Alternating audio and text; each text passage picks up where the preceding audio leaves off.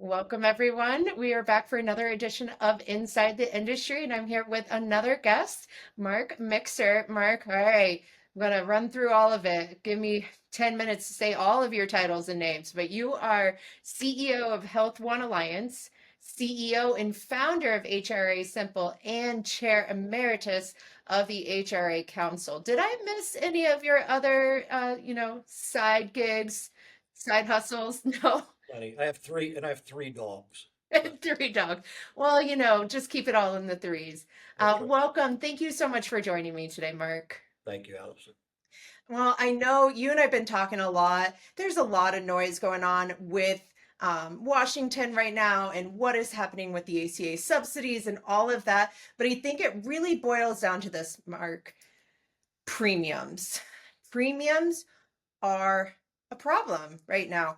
They are increasing. Some places it's double, some places it's even more. No matter where you are, your premiums are going up, and this is hitting people really, really hard. And as you and I were just chatting not long ago, we're coming up on the end of open enrollment. We have less than a month, couple weeks left. How do people address or how do agents, brokers address these changes in premiums, these skyrocketing premiums to help just bring some peace of mind to their groups and employers?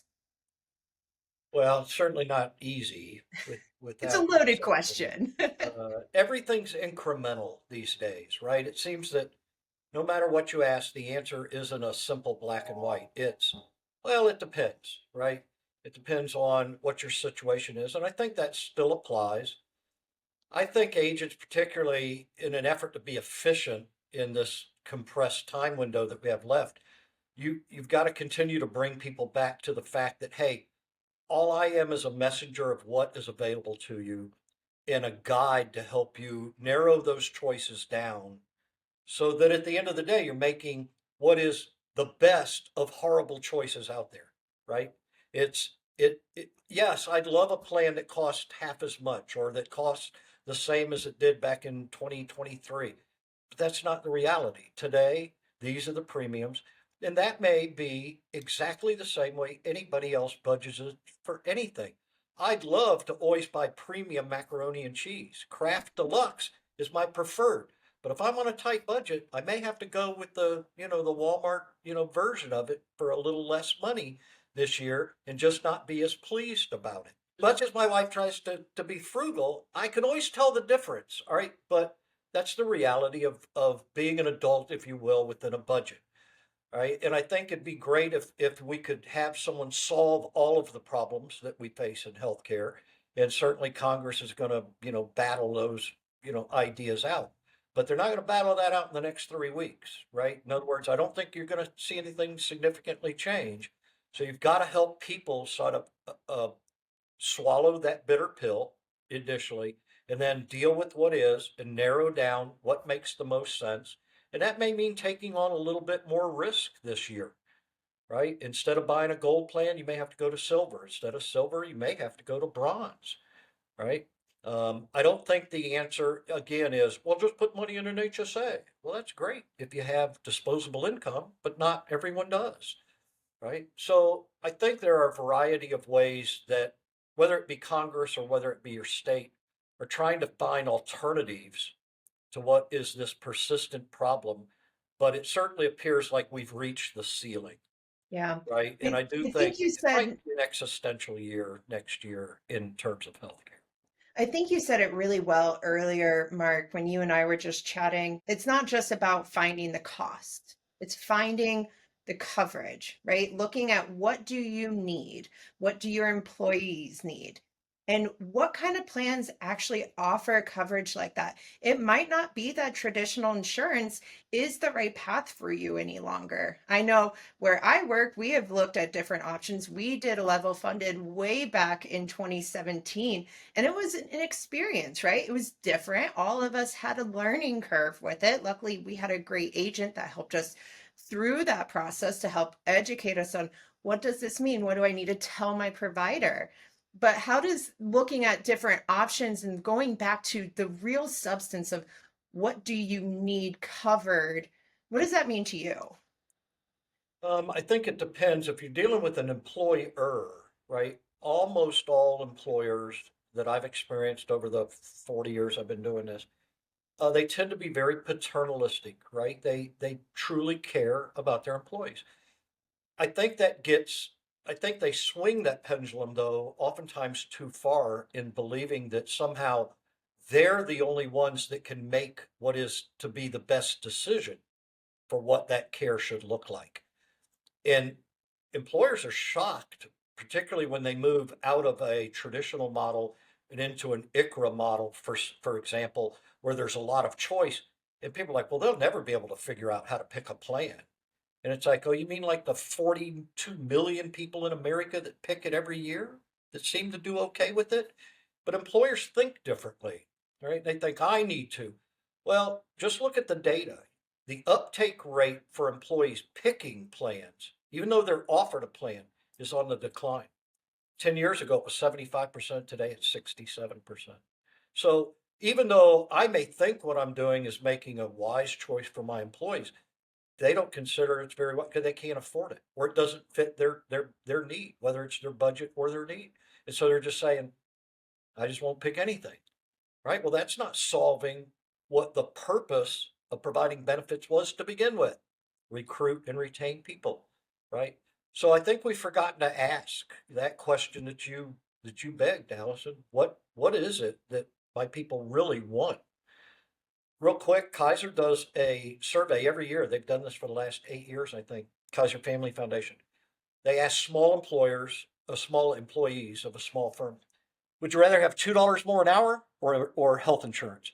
75 to 80% of the people every year for the last 8 years have said, I'd rather have $2 more an hour. Something's wrong with that. Right. And it's because we're not creating benefit packages, welfare packages that actually, okay, are perceived as being of more value than they actually cost.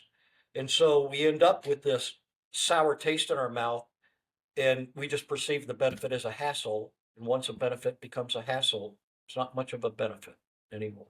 Yeah. Well, I know I have plenty of friends that, are employees. And I know many people in my life, I ask them about their benefits. And they're like, I don't know. I just go to the yearly meeting and I sit there and with a Yeah. glazed over look. And I'm like, really? You don't understand? You don't look into it at all? And I think, coming back to the conversation, Mark, the ACA subsidies, they're in flux, right? There's going to be changes regardless of what gets figured out here in the short term and the long term. We know it's not a long term plan. We know it's not going to keep our premiums down.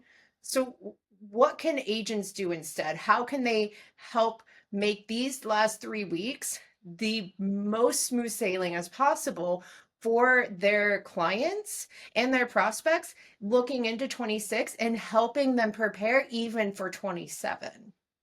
Well, I think it depends on where they normally fit on the income scale, right? Not, believe it or not everybody, every human being in the individual market is going to get, financially bloody. Certainly there are those on either bookend that will, all right, but there are those that will actually benefit from it. I think you've got, I call them feeble attempts by, the federal government where they made bronze catastrophic plans and then premiums for direct to primary care, HSA eligible. Again, that's great if I have disposable income. It's a great financial planning tool, probably one of the greatest tools out there, right? But only if I can take advantage of it. Everyone else, I think you have to eliminate the noise, right? If you think you can predict what Congress and the subsidy fairies are going to do in Congress, God bless you. Okay. I'm I'm one of only 340 companies in the entire United States, and I don't know what they're going to do. Neither do my 340 other CEO colleagues, right? But we're going to have to do just what you are. We have to wait until the rules come down and then we navigate within the rules, right? Because that's what's being presented to us. It's just like any other trial in life. You're not, nobody's going to come pick you up and put you out on the other side. You're going to have to get through it, right? And that means buckling down, being honest about what the options are, and then weighing what makes the most sense from a probability standpoint, right? I had someone say, I just went to the emergency room and I go, what are you talking? Why'd you go to the emergency room? Well, I needed an MRI and they couldn't get me in for 6 weeks. And I was like, oh my God, so now we're treating the emergency room like it's like it's an urgent care center, but with better lighting. And it's like, what have we become when that becomes the way that we use health insurance? So I think it's fair to challenge some people's thinking about this. Tailored networks, tighter networks, it's a way to reduce cost. But no, everybody has to have a PPO. Why? For that one doctor that, 1 out of 2 million people may need to go to Kansas City to see a microsurgeon for, I got to be able to have that. Well, you're going to pay for it, right? And if you have the money to do so, but you can't have both. You can't complain, right, that it costs too much and then spend freely. Right? And And I think, that's just normal. yeah. And I think looking to the agent, this is, it always sucks being at the precipice of when change is happening.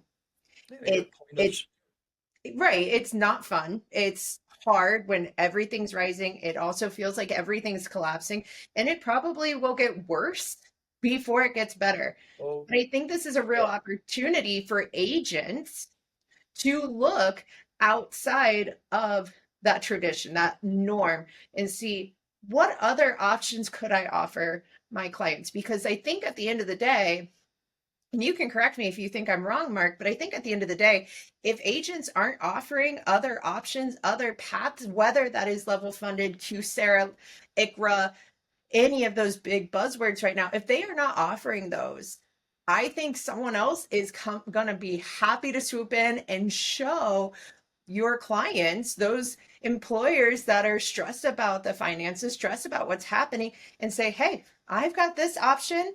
It is a little bit more risk, but it is also potentially financially more suitable.